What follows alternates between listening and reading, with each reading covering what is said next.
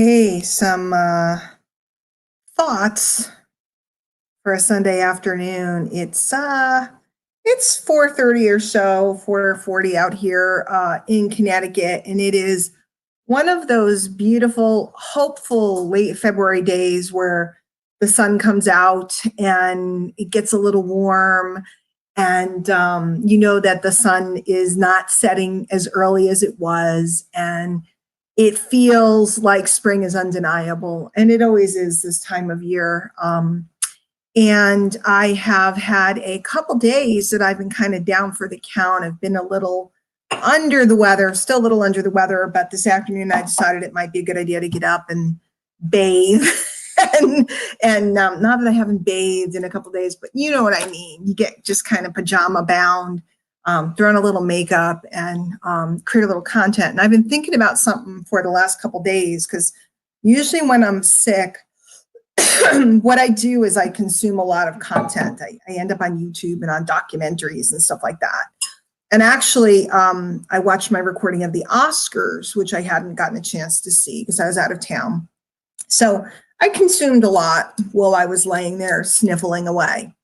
And all of a sudden, some things came together. And this might be a good video at some point. Watch it and then decide if you want to share it because I think it's profound stuff. We got it all backwards. We, as a society, as an industry, as humanity, we've gotten things backwards.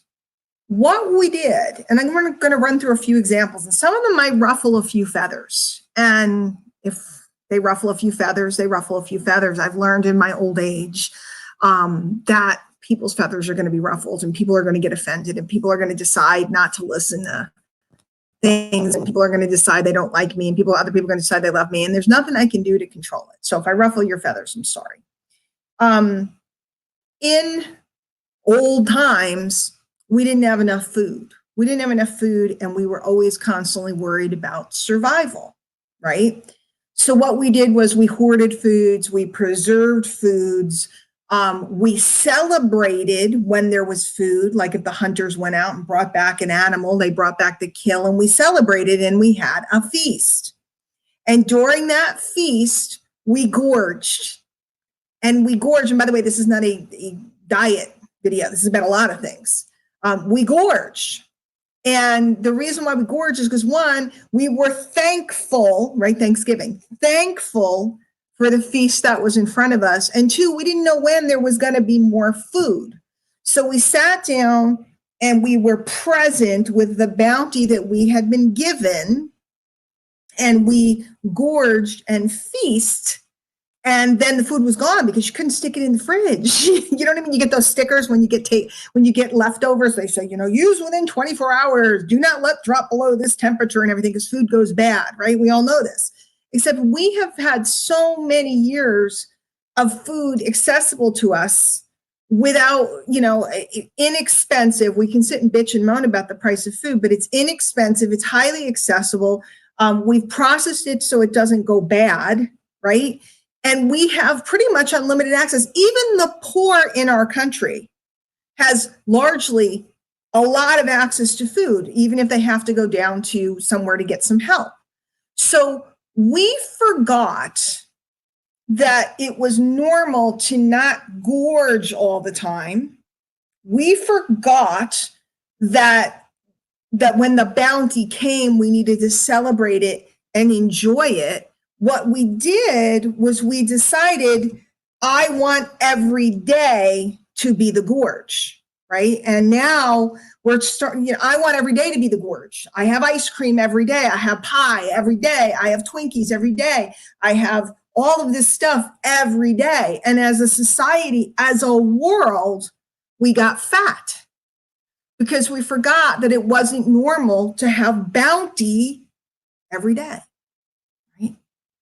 And now we're learning about intermittent fasting, and it's the rage, and everybody's talking about not eating all the time and letting your body rest. Well, isn't this conventional wisdom? And yet we lost sight of it because when we had new technologies and new ways, and I'm talking technologies like a refrigerator, okay, we take for granted.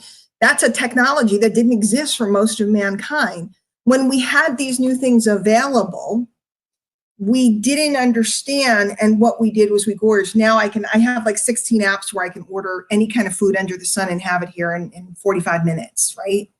So we have to start to understand that the food is the blessing, right? The bounty, and we have to start to understand how to utilize it. So that's one thing. Let's talk about money, okay? World War I, right? We had World War I. People were poor, living rural, etc. The Industrial Revolution was just happening. We had World War I. People came home. We had the Roaring 20s 100 years ago. We celebrated. What was the Roaring 20s about? We celebrated, and then the Depression came. During the Depression, people understood what food was because all of a sudden they were starving. They understood what work was and would take any work. An able-bodied man wanted any work because there was no work, right? There was no work. And the Depression came and people learned to make do and people learned to cut corners. And then we pulled out of it and we had some prosperity, and then World War II came. Right? World War II, there were victory gardens and we were taking all our medals and our things, and women couldn't have nylons. They were drawing lines up the back of their legs because they needed the silk. They needed all the resources for the war effort, right? And people, when a boy came home alive, they celebrated. They were thankful for life. They were yeah, share this with somebody. You guys, I'm going to explain to you the problems with business. I'm going to explain to you the problems with everybody's businesses. If we just look back and we understand, people understood the value of a life. People understood the value of a meal. People understood that work wasn't everywhere. And then what happened is World War II ended. We moved into a time of prosperity and a time of economic and technological growth. Okay. And my parents were born in the 40s, right? During the war, actually. Both of them were born during the war. Okay. They weren't boomers. My parents are pre-boomers. They were born during the war. Thank you, Melissa. I'm feeling sniffly, but we got an hour or two. I might be okay. Okay. So my parents grew up with parents that had been through the Depression. So they still had messages from people saying, hey, be careful. We don't know.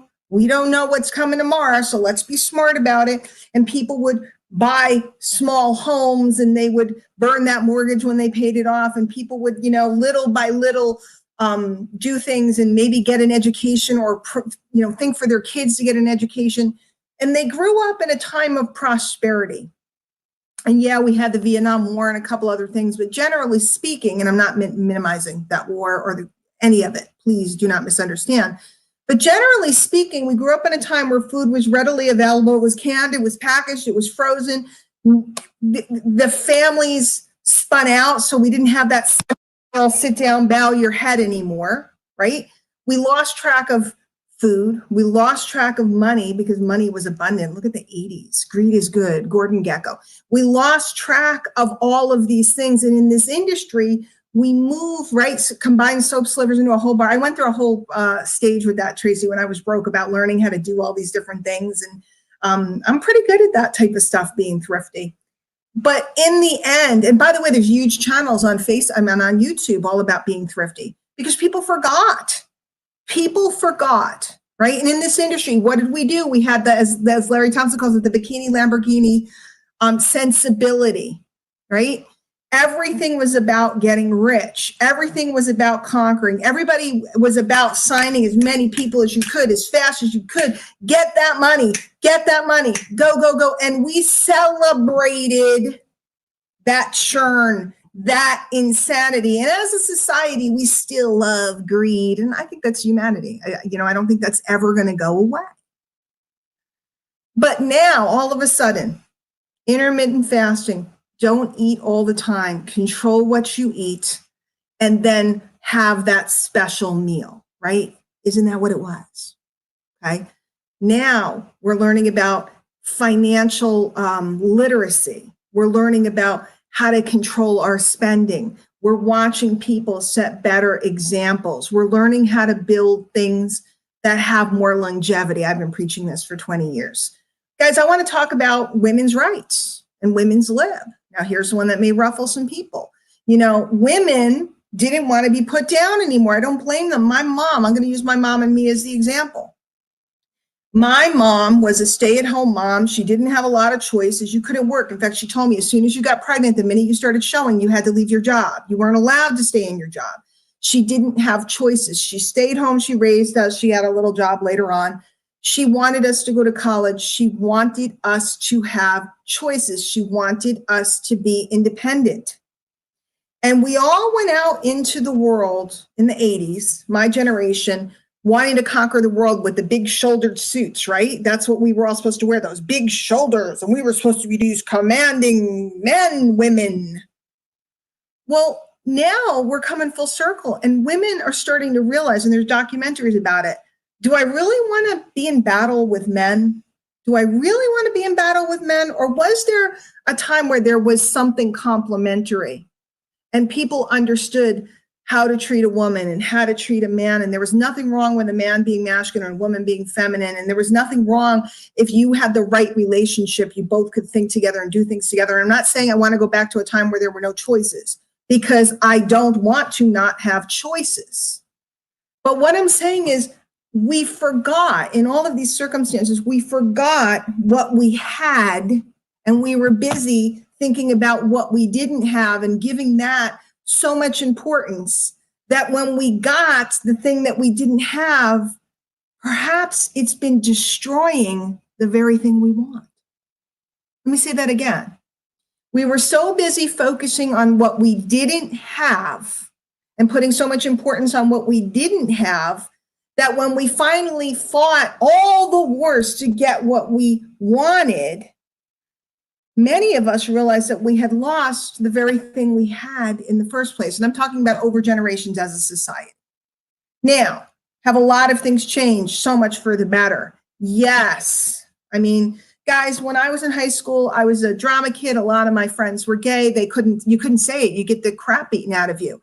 I had friends that were transgender. Now it's just more open and accepted. And I think people should be free to be who they are. There were women that were brilliant that wanted to be things and were afraid that they couldn't get a husband if they wanted to be brilliant. And that stuff still goes on. There were people that, I grew up in the 70s in New York City, and my school was a melting pot. But I realize now that even in the 70s, the level of racism that went on in other parts of the country, I just didn't have it where I was. So it didn't impact me, but the level of abuse and things that were still going on and still go on today. So have we improved in so many ways in awareness about all these different issues? Yes. Are we coming closer as humans in some ways? And in others, no. I mean, look at the divide in the country. But bottom line is, I want you to sit and think about, what is it that in your family history, the thing that was the blessing has turned into a mess? Like, I have been overweight my whole life, working on it now, looking a lot better, right? But I have battled weight my whole life because my family forgot the value of that food, because it was everywhere. It was so abundant. It was so processed. It was Twinkies and Swinkies and Eatos and Tito's and all this other stuff. My family fed me crap when I was little. And I don't blame them, because that's what everybody did. That's what everybody thought. My family fed me crap when I was little, and we ate abundantly over and over and over and over. And it wasn't once a week. It was every single night. We ate so much that I developed a set of habits that were sunken into my subconscious mind that became almost impossible to stop. I'm working on them now. And because I've lost weight, I've gained weight, I've lost weight, I've gained weight. It's because of this stuff that's sunken into my being. What about money?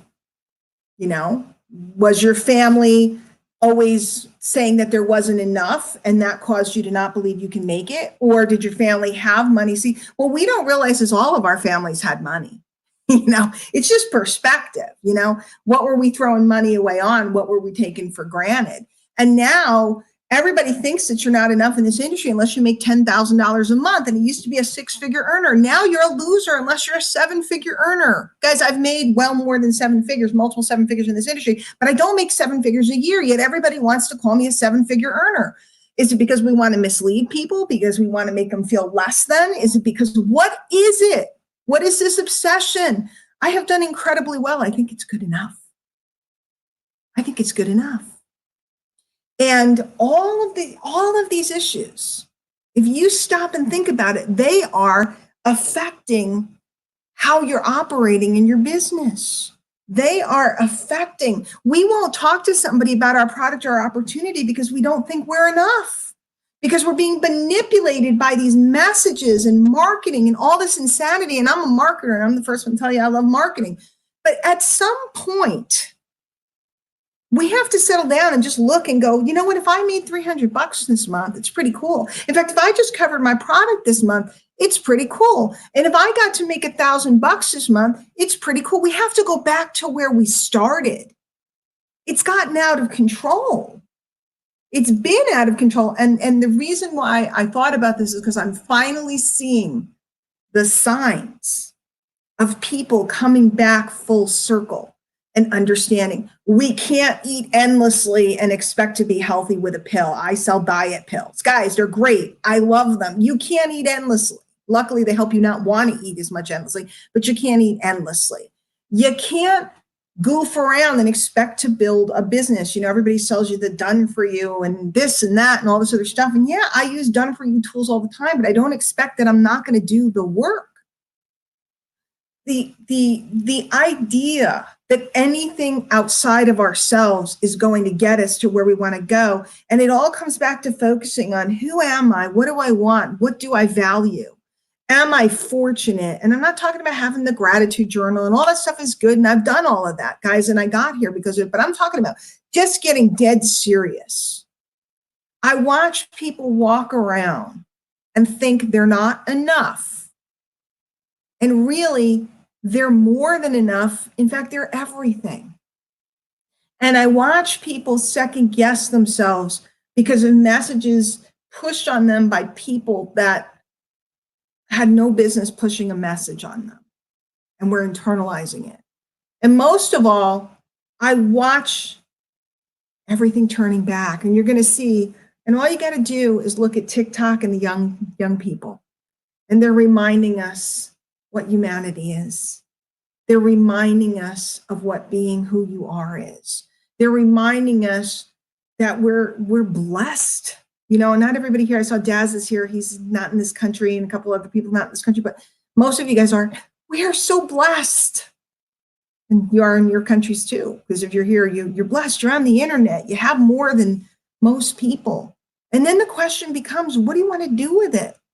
Do you want to overfeed yourself, overstuff yourself with information that you can't possibly consume?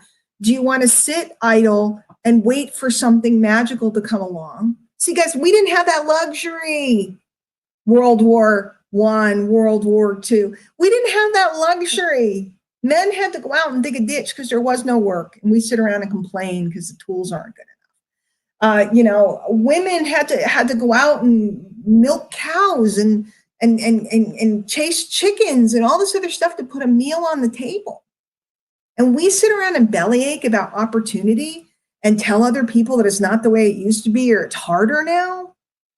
Y'all got to get your heads on straight, because there's more opportunity now than there's ever been in the history of mankind. And we're all sitting with opportunity in our hand.